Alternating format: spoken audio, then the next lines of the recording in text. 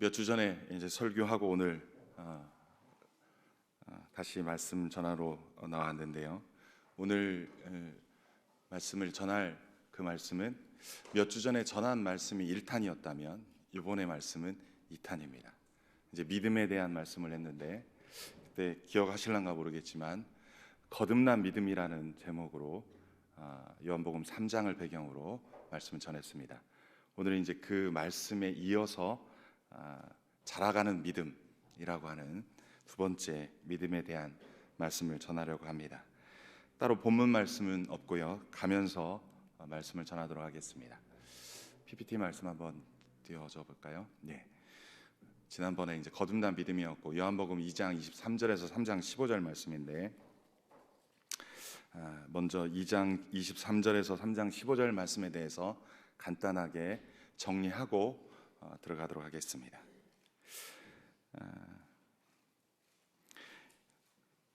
요한복음 2장 23절에서 예수님께서 6월절에 예루살렘에 계시는 동안에 많은 표적을 행하셨다라고 말씀했습니다.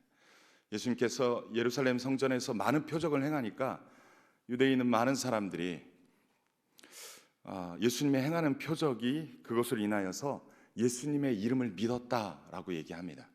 그런데 예수님께서는 그들이 당신을 믿는데도 불구하고 그들에게 당신의 몸을 의탁하지 않았다라고 말씀합니다.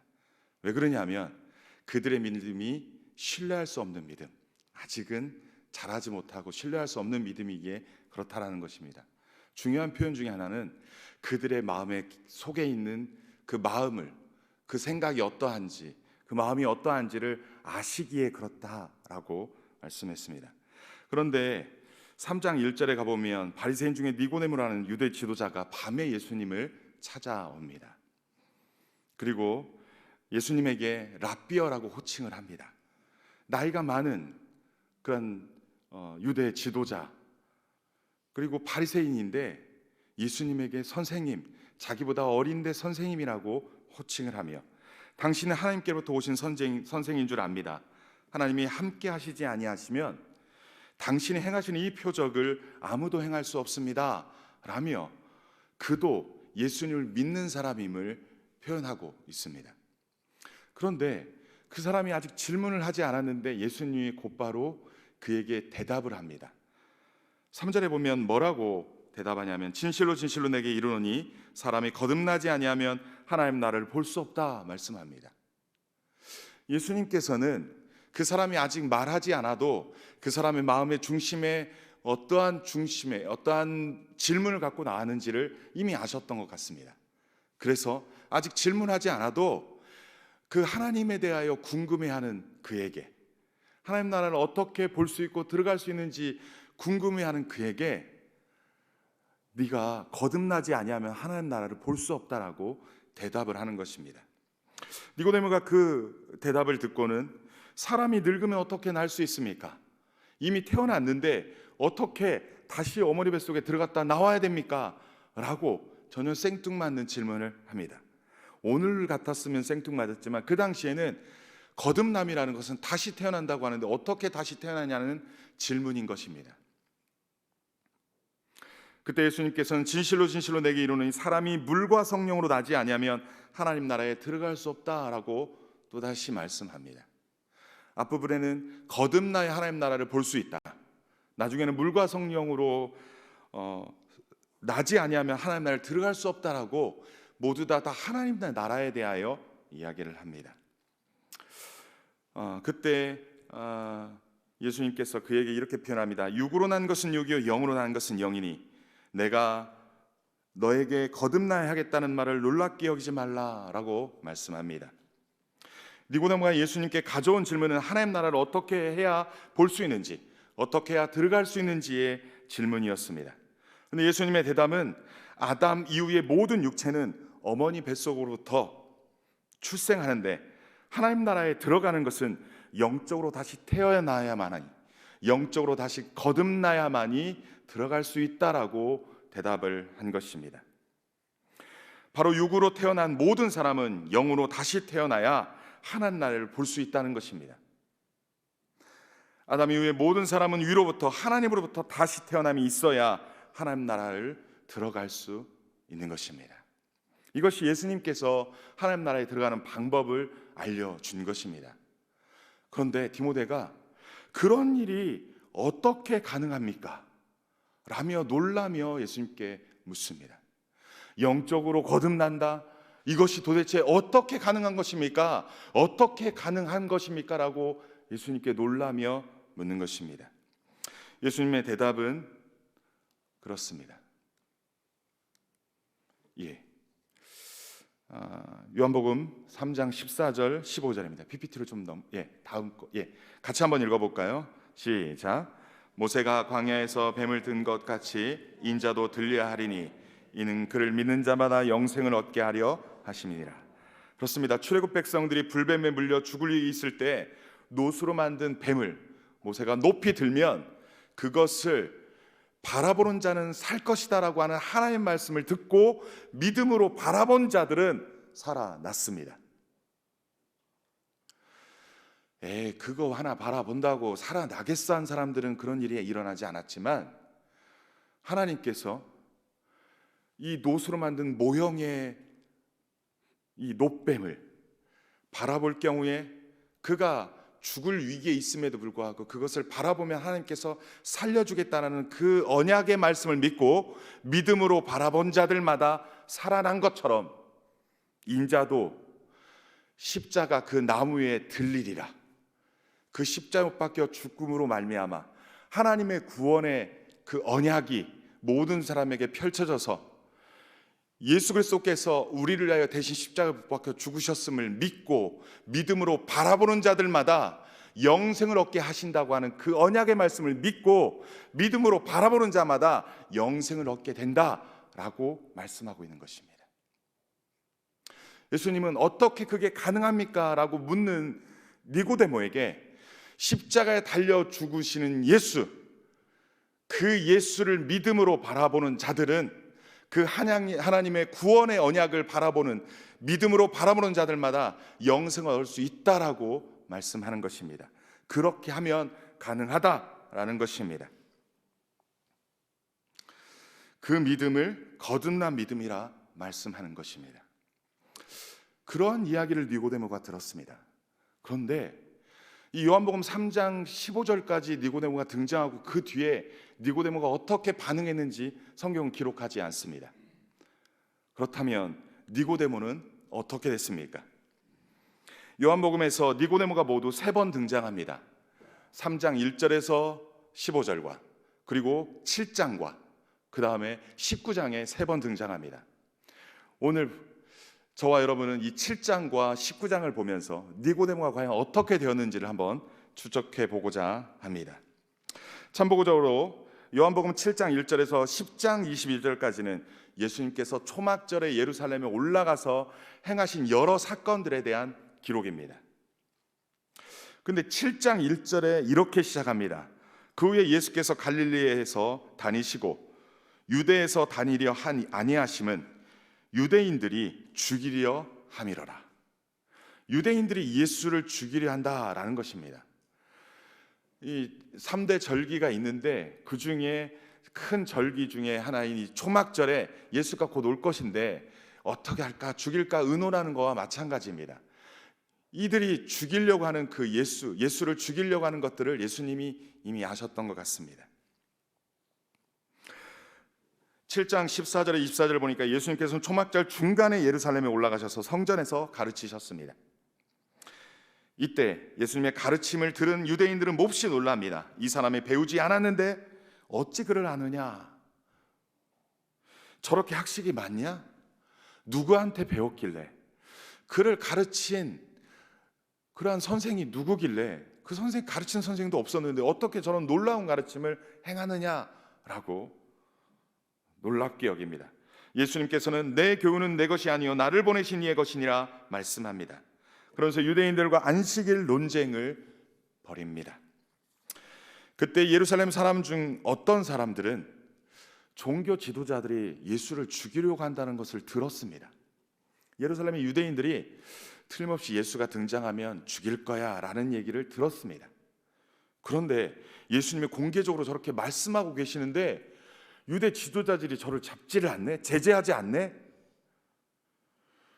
누구도 제재하지 않기 때문에 그 유대에 있는 사람들, 예루살렘에 있는 사람들은 지도자들이 예수님이 그리스도라는 걸 인정했는가 의문을 품기 시작했습니다. 진짜 예수를 그리스도로 받아들인 거야? 라는 의문을 든 것입니다. 또한 7장 32절에 이런 말씀이 있습니다. 함께 읽어볼까요? 시작. 우리 중에 많은 사람이 예수를 믿고 말하되 그리스도께서 오실지라도 그 행하실 표적이 이 사람이 행한 것보다 더 많으랴. 많은 사람들이요, 지금 예수께서 예루살렘에서 행하신 그 놀라운 표적들을 보고 만약에 그리스도께서 우리 가운데 오신다면 지금 이 사람이 행한 것보다 더 놀라운, 이 사람이 행한 것보다 더 큰 일을 행할까? 더 많은 일을 행할까? 라면서 많은 사람들이 지금 예수를 뭐로 여기는 거예요? 그리스도로 지금 받아들이기 시작했다는 거예요. 무리들의 이러한 수근거림은 곧바로 바리새인들에게 들려집니다. 그러자 대제사장과 바리새인들은 그를 잡으려고 아랫사람을 보냅니다. 그들은 예수님을 죽이려 수차례 기회를 엿보고 있었는데 소위 명분이 없어서 공개적으로 조치하지 못했는데, 그런데 이쯤 되면 공개적으로 예수를 잡고 죽일 수 있는 기회가 되겠구나라고 판단한 것입니다. 그래서 그들은 아랫사람들, 그러니까 성전의 경비병들을 보내 예수님을 체포해오라고 지시하신 것입니다. 7장 37절에서 39절 말씀 한번 볼까요? 다음에 우리 한번 같이 읽어봅시다. 시작. 명절 끝날 곤에 예수께서 서서 외쳐 이르시되 누구든지 목마르거든 내게로 와서 마시라. 나를 믿는 자는 성경의 이름과 같이 그 배에서 생수의 강이 흘러나오리라 하시니 이는 그를 믿는 자들이 받을 성령을 가리켜 말씀하신 것이라. 예수께서 아직 영광을 받지 않으셨으므로 성령이 아직 그들에게 계시지 아니하시더라.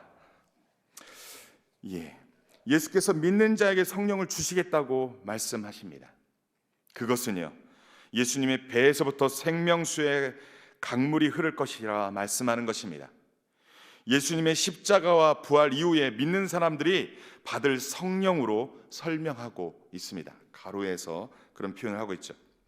이러한 말씀, 예수님의 생명의 말씀이 선포되자 무리들의 반응이 나타납니다. 어떻게 나타납니까?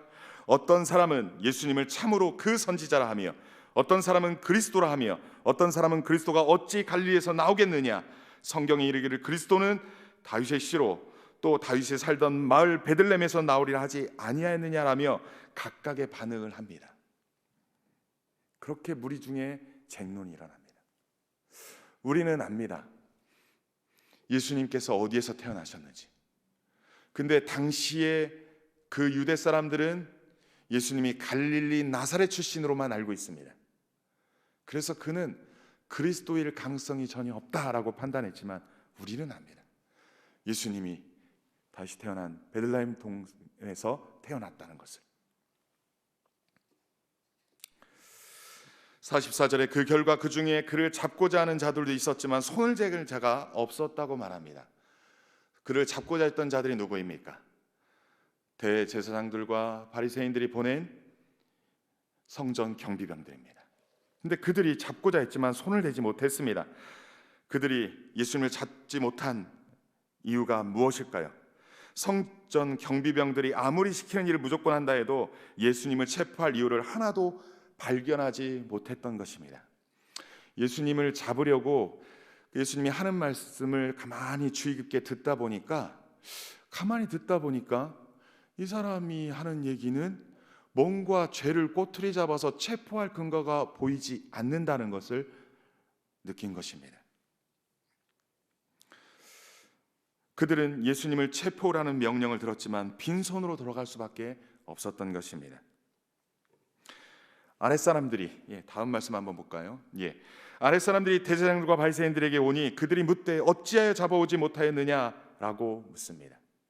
그러자 아랫사람들이 대답하되 그 사람이 말하는 것처럼 말한 사람은 이때까지 없었습니다.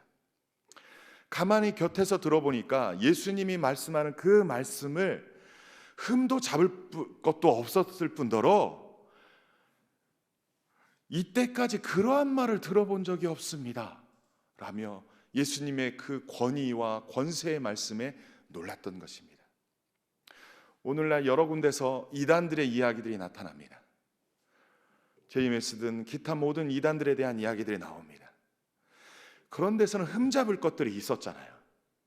그런데 예수님의 보면 그런 흠잡을 것들이 없었고, 그렇게 그처럼 말한 이가 이때까지 없었다며 예수님을 정말로 잡을 수 없었음을 대답하고 있습니다. 그러자 바리새인들이 너도 미혹되었느냐라며 화를 냅니다. 지도자들이나 바리새인파 사람들 가운데 그를 믿는 사람이 어디 있다는 말이냐라고 말합니다. 그들이 의심했던 것은 예수님이 놀라움이라기보다는 혹시 너희들의 뒷배에 너희들을 조종한 자들이 있었느냐? 지도자들 가운데, 바리새파 가운데 혹시 예수를 믿는 사람이 있어서 너희 뒷배를 봐줬기에 그래서 못 잡은 거 아니냐? 라면서 호통치기도 한 것입니다. 그러면서 49절에 율법을 알지 못하는 이 무리들은 저주받은 자들이다 라고 아주 저주를 퍼붓습니다. 근데 그때 그 중에 한 사람이 전면에 나서서 말합니다. 그가 누구입니까? 50절 51절을 한 목소리 함께 읽어보겠습니다. 시작. 그 중에 한 사람 곧 전에 예수께 왔던 니고데모가 그들에게 말하되 우리 율법은 사람의 말을 듣고 그 행한 것을 알기 전에 심판하느냐. 3장 1절에서 15절까지 등장했던 니고데모가 드디어 이 7장 50절, 51절, 52절에 등장하고 있습니다. 그가 등장한 것은 다시 성전 경비병들을 부추겨서 예수를 다시 잡아오라고 하는 그 찰나에 나서서 이야기를 합니다. 뭐라고 얘기했습니까? 바리새인들은 율법을 알지 못하는 무지렁이 저주받은 자들이라 말했습니다. 그런데 바리새인이면서 율법을 아는 니고데모가 뭐라고 말합니까? 니고데모는 그들 스스로 율법 준수에 실패하였음을 지적하고 있습니다. 율법에는 누구든지 법정에 세워 심판하려거든 증인 두세 사람을 세워야 그 심판대에 세울 수 있는 명분이 섭니다.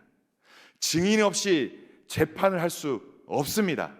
그런데 지금 유대 지도자들은 증인 없이 꼬투리 잡아서 그를 심판대에 세워서 죽이려고 한다는 것입니다. 지금 그것을 니고데모가 지적한 것입니다. 니고데모의 이러한 말은 사이다 같은 말이지만 사실은 매우 위험한 말입니다. 왜냐하면 바리새인들 대부분이 예수님을 미워하고 죽이기를 원했기 때문에 그렇습니다. 따라서 니고데모가 예수님을 변호하려면 자신의 명예, 높은 지위 이러한 것들을 사실은 내걸고 예수님을 변호해야 하는 것입니다. 71명 중에 거의 대다수가 예수를 죽이자고 모의하는 상황에 그들이 잘못했다고 반기를 드는 니고데모, 그것은 대단한 결단인 것입니다. 니고데모의 이러한 반응은 그가 분명히 예수님의 은밀한 제자가 되었음을 증명하는 발언입니다. 사실 니고데모는 예수님을 믿는다는 고백을 하지 않았습니다. 성경 어디에도 등장하지 않습니다. 요한복음 3장 1절 15절에 등장하고 이렇게 7장 마지막 단락에 등장합니다. 따라서 그가 거듭난 믿음인지 3장만으로는 알 수 없습니다. 그런데 이 7장에서 예수님을 변호하는 모습은 분명히 제자의 모습입니다. 비록 입으로 시인하는 신앙 고백은 없지만 분명히 거듭난 믿음을 소유한 자인 것입니다. 말로 하지 않고 삶으로 신앙 고백을 한 것이다 라는 것입니다. 요한복음은 입술의 고백을 강조하지 않고 삶으로 살아내는 믿음을 강조하며 중요하게 여깁니다. 요한복음 19장에서 니고데모의 마지막 장면은 더욱 의미 있는 모습입니다. 요한복음 19장 38절에서 40절 말씀을 한번 같이 읽어보도록 하겠습니다. 시작.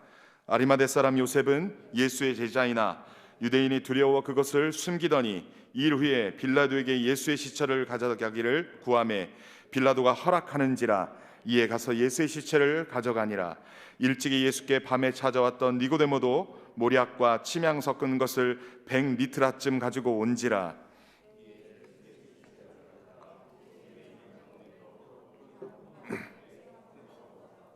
여기서 등장하는 아리마대 사람 요셉과 니고데모 두 명 모두 산헤드린 공회의 의원입니다.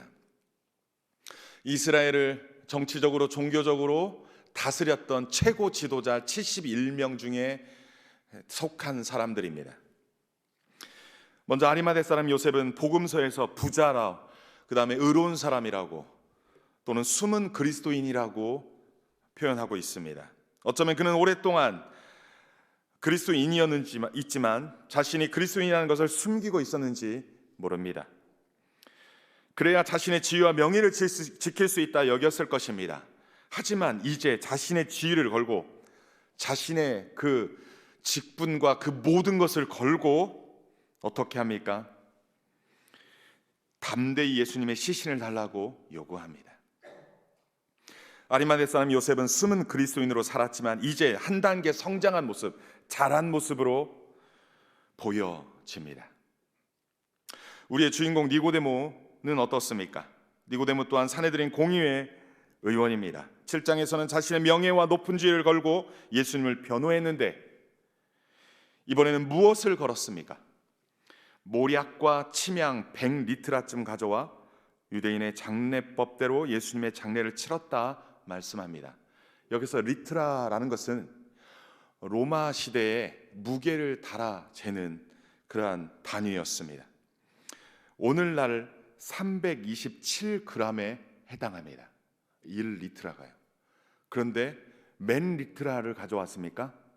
100리트라입니다. 그러면 이것을 킬로그램으로 따지면 32.7kg입니다. 이것은 마리아가 예수님을 위해 드린 향유 옥합 아시죠? 그 향유 옥합의 100배에 달하는 것입니다. 마리아가 드린 향유 옥합이 값어치가 얼마였습니까? 300데나리온이었습니다. 노동자 1년 연봉에 달할 정도로 큰 금액입니다. 근데 그거의 100배를 지금 니고데모가 예수님의 장례를 위해 준비했다라는 것입니다. 1년 연봉이 3천이다 기준하면 100배면 어느 정도입니까? 30억입니다. 값으로 따지면 자신의 전 재산을 들였다고도 볼 수 있습니다. 니고데모는 7장에서 자신의 명예와 지위와 그 모든 것들을 걸고 변호했던 것 같은데 이제 19장에서 예수님이 죽음 그 이후에는 자신의 전부를 다, 재산의 전부를 다 걸은 것과 같은 모습이 보여지고 있습니다. 한 단계 더 자란, 성장한, 성숙한 믿음의 고백이지 않을까 싶습니다. 아리마대 사람 요셉과 니고데모가 행한 것은 단순히 죽은 자의 장례를 치는 것만이 아닙니다. 예수님은 정치범으로 죽은 것인데 그 정치범을 위해 장례를 치른다는 것은 정치적으로 매우 위험한 일입니다. 자신들도 죽임을 당할 수 있는 것입니다. 그들은 예수님 앞에서 신앙을 고백하지 않았지만 숨은 제자로, 은둔 제자로 지내다가 세상에서 이러한 행동을 한 것입니다. 이들의 행동은 자신들도 예수님의 제자임을 온전히 드러낸 사건인 것입니다. 바로 모든 것을 걸고 세상 앞에 드러낸 신앙 고백인 것입니다. 여기서 오늘날 우리는 몇 가지 생각해 볼 것이 있습니다. 니고데모는 자신의 입술로 신앙을 고백하진 않았습니다. 예수님과 대화에서 그는 예수님을 랍비라고 하나님께서 보내신 사람이라고 인정을 했지만 하나님의 나라 거듭남 영생에 대한 이야기는 나눴지만 그가 예수님에 대하여 거듭남의 믿음으로 받아들였는지는 우리는 알 수 없었습니다. 그런데 7장에서 그는 예수님을 변호하여 아주 조심스럽게 자신의 믿음을 나타내 보였습니다. 자신의 믿음을 조금은 나타내 보인 것입니다. 그리고 예수님의 죽음 이후에는 좀 더 분명하게 자신의 믿음을 나타내 보였습니다. 비록 입술의 고백은 하지 않았어도 거듭난 믿음으로 삶에서 주님의 말씀 따라 살아내는 것이 진정한 신앙 고백이 아닐까 합니다. 또한 우리의 신앙 고백이 한 번의 입술의 고백만으로 끝나는 것이 아닙니다. 우리의 신앙 고백이 교회 안에서 성도들 사이에서만 하는 신앙 고백이 아니라 삶의 자리에서, 가정에서, 자녀들 앞에서, 아내 앞에서, 남편 앞에서, 직장 안에서, 그 순간순간의 삶 속에서 나의 신앙이 고백되어지는 삶으로 살아내는 것, 그것이 어떠한 입술의 신앙 고백보다 더 단단하고 더 확실한 신앙 고백이 아닐까 싶습니다. 니고데모는요, 지금 자신이 숨은 그리스도인으로 살면서 살아가다가 삶 속에서 부닥뜨리는 그 삶의 현장 속에서 주님을 부인하지 않고 주님을 증거하고 주님을 전하는데 예수 믿으세요 이렇게 하지 않고 그 삶 속에서 하나님이 나타내지도록, 하나님이 드러나지도록, 하나님 나라가 확장해지도록 그의 삶 속에서 삶으로, 행함으로 신앙을 고백했다라는 것입니다.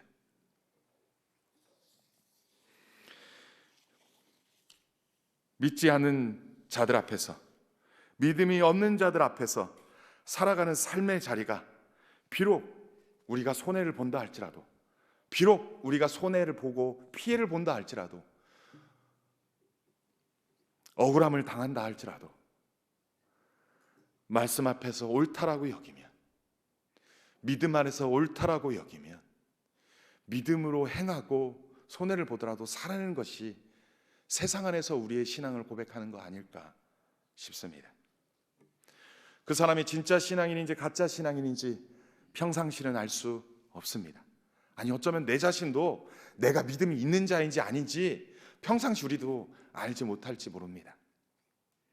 문제가 닥쳐봐야, 어려움이 닥쳐봐야, 고난이 닥쳐봐야, 그 질고를 닥쳐봐야 믿음으로 주님 붙잡고 기도하며 버텨내는 것이지, 아니면 이 사람 저 사람 붙잡고 사람으로 해결해 보려고 하는 것인지 나의 정체가 드러난다라는 것입니다. 우리의 공동체 안에서, 교회 안에서 나의 믿음이 더 좋다고 너의 믿음은 가짜라고 그 정도밖에 못한다고 수근거리는 것이 결코 진정한 믿음은 아닐 것입니다.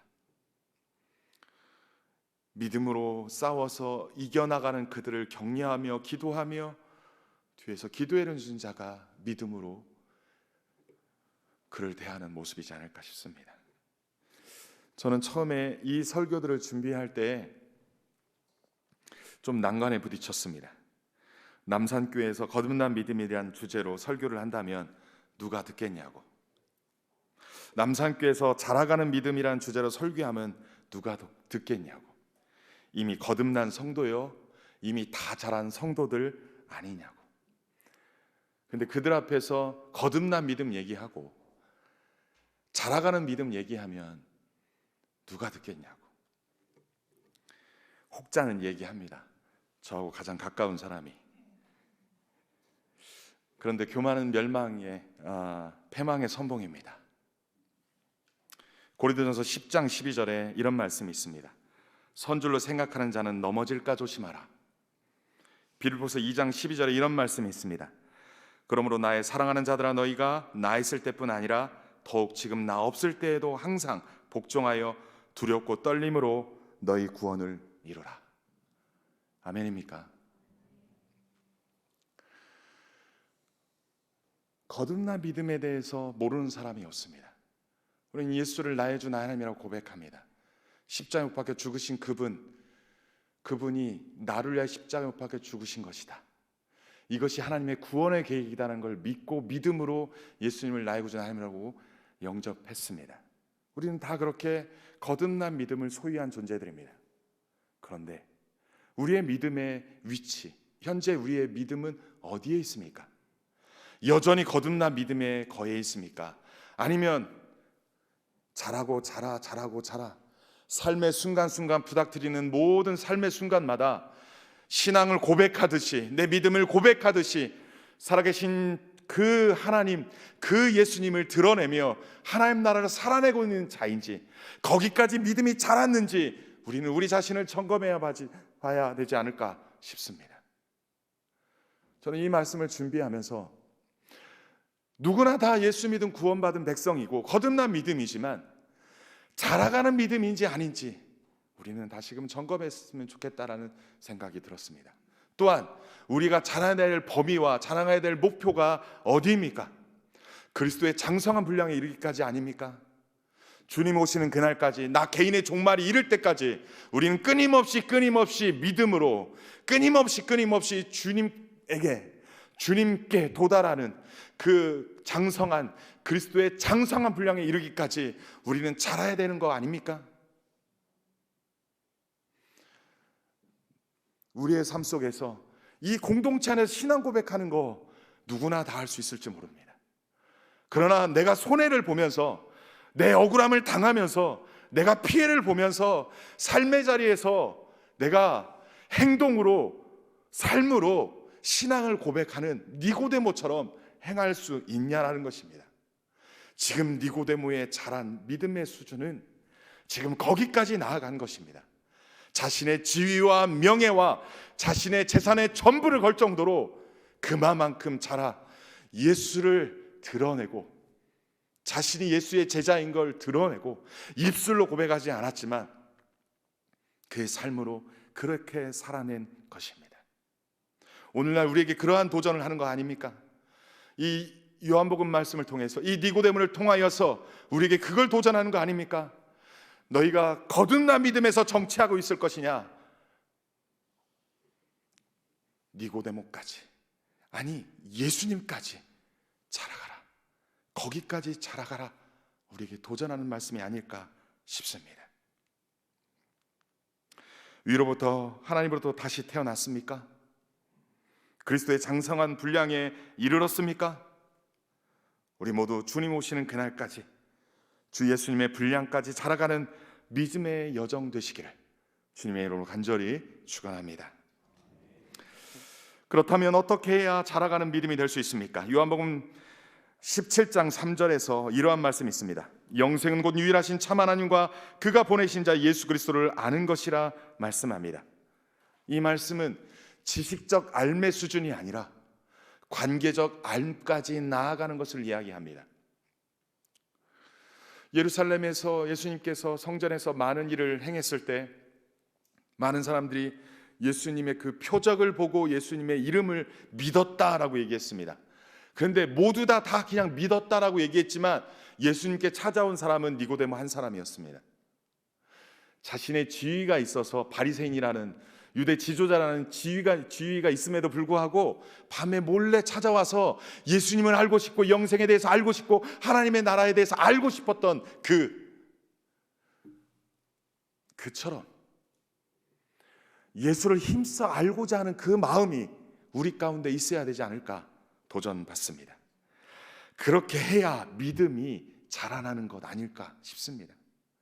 니고데모가 자신의 지위와 자신의 그 모든 것들을 뒤로하고 예수님께 나아가서 예수를 알려고, 그 진리를 알려고, 그 하나님의 뜻을 알려고 찾아갔던 그 열정이 지금 오늘날 우리에게 필요하지 않겠습니까?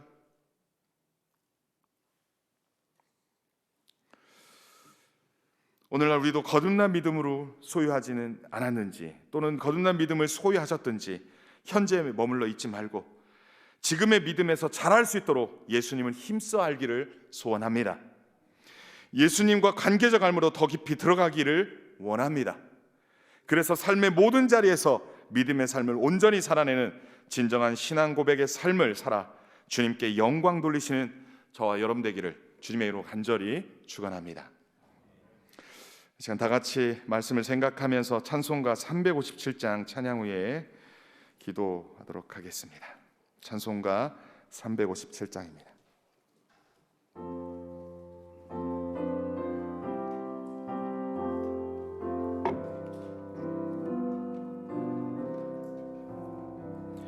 주 믿는 사람 일어나 다 힘을 합하여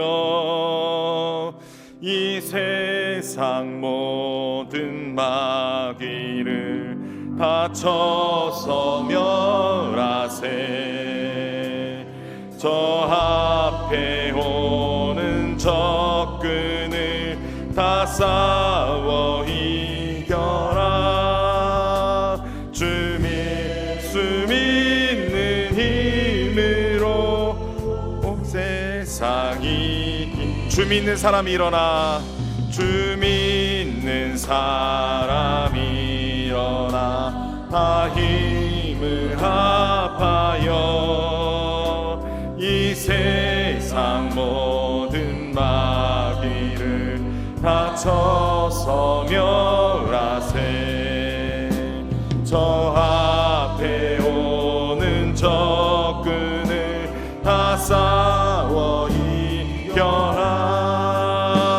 주 예수 믿는 힘으로 온 세상 이기네. 믿음이 이기네. 믿음이 이기네. 주 예수를 믿음이 온 세상 이기네. 온 인류 마귀 계율로 큰 죄에 빠지니 진리로 띠를 띠고서 늘 기도드리세.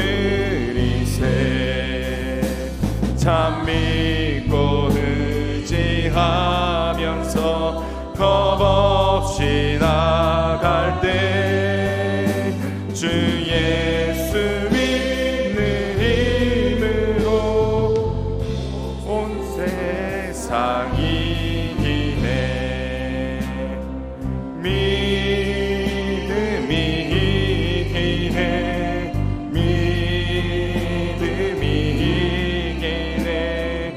주 예수를 믿음이 온 세상 끝까지 이긴 자에게, 끝까지 이긴 자에게 이 옷을 입히고 또 영생 복을 주시니 참 기쁜 일세. 이 어두운 세상 지나서 저 천성 가도록 주 예수 믿는 힘으로 온 세상 이기네. 아멘. 믿음이 이기네. 믿음이 이기네. 주 예수를 믿음이 이기네. 믿음이 이기네. 믿음이 이기네. 주 예수를 믿음이 온 주 예수 믿음이 온 세상 이기네. 주 예수를 믿음이 온 세상 이기네. 이 시간 기도했으면 좋겠습니다. 주 하나님, 우리가 우리 주 예수 그리스도의 구원의 의로부터 하나님으로부터 영적으로 거듭나게 하시니 감사합니다. 이제 우리의 믿음이 이 거듭나 믿음에서 성장하고 성숙한 믿음으로 자라가는 믿음 되게 하옵소서. 입술의 고백만이 아니라 삶의 자리에서 주님을 고백하고 말씀 따라 믿음으로 살아가게 하옵소서. 가정에서, 직장에서, 교회 공동체 안에서 믿음의 사람으로서 온전히 살아가게 하옵소서. 그래서 우리로 인하여 하나님의 하나님 영광 받아 주옵소서. 합심하여 함께 기도하겠습니다. 하나님 아버지, 우리의 믿음이 거듭난 믿음에서 정체되지 아니하고 우리의 믿음이 자라가기를 원합니다. 아버지 하나님, 이 거듭난 믿음에서 성장하고 성숙한 믿음으로 그렇게 자라나는 아버지 자라가는 믿음 되기를 원합니다. 입술의 고백만으로 아버지 우리의 신앙의 고백을 하는 것이 아니라 삶의 자리에서 아버지 하나님, 내가 피해를 보고 손해를 보고 억울한 일을 당한다 할지라도 아버지 하나님 믿음으로 아버지 하나님 주님의 나라를 위하여 주님의 말씀을 따라 순종으로 나아가는 주님의 백성의 삶 되게 하여 주옵소서. 그리함으로 아버지 하나님, 우리의 작정이, 직장이, 또 우리의 가정이, 우리 아버지 하나님 모든 영역이 하나님 나라가 될 수 있도록 주님 은혜 베풀어 주시옵소서. 그렇게 행하여 주시옵소서. 한 가지 더 기도하겠습니다. 주 하나님, 우리가 예수 그리스도를 힘써 알기를 원합니다. 말씀과 기도로 주님과 더욱더 깊은 교제로, 더 친밀한 교제로 나아가기를 원합니다. 예배의 삶이든 일상의 삶이든 주님 안에 거하고 주와 함께 살아내는 하나님의 사람으로 우리를 인도하여 주옵소서. 그리하여 주 예수님을 증거하는 일상의 삶 되게 하여 주옵소서. 합심하여 기도하겠습니다. 전능하신 아버지 하나님, 우리가 예수를 힘써 알기를 원합니다. 주 예수를 힘써 알기를 원합니다. 그 진리의 말씀을, 그 생명의 말씀을, 참 하나님을, 나의 구원자 되시는, 나의 참 하나님 되시는 그분을 내가 진정으로 알기를 원합니다. 더 힘써 알기를 원합니다. 말씀과 기도로 더 깊은 교제로 나아가기를, 더 친밀한 교제로 나아가기를 원합니다. 예배의 삶이든 일상의 삶이든 아버지 하나님, 주님 안에 거하며 주와 함께 살아내는 하나님의 사람으로서 주님, 우리가 그렇게 살아낼 수 있도록 주여 우리와 함께하여 주시옵소서. 그리하여 주 예수님만을 증거하는 우리의 삶, 우리의 인생 되게 하여 주시옵소서. 하나님 아버지, 우리가 입술로는 주님을 사랑한다고, 주 예수를 믿는다고 우리의 거듭난 믿음을 고백하고는 하였습니다. 그러나 일상의 삶 속에서 내가 손해보는 자리, 내가 피해보는 자리, 내가 억울함을 당하는 그 자리에서도 여전히 하나님의 자녀답게, 여전히 하나님의 백성답게, 여전히 예수 그리스도의 제자답게 그렇게 결단하며 나갈 수 있는지, 하나님, 우리도 정말 니고데모가 행했던 것처럼 그렇게 자라가는 믿음 되기를 소원합니다. 어떠한 피해를 당하고 어떠한 억울함을 당하고 어떠한 손해를 당한다 할지라도 하나님, 내가 담대히 주님의 말씀을 따라 나아가는 그렇게 성숙한 믿음으로 자라가기를 소원합니다. 주님 오시는 그날까지 그리스도의 그 장성한 분량에 이를 수 있도록 주님, 우리가 그렇게 살아갈 수 있도록 주님, 우리를 자라가는 믿음을 허락하여 주옵소서.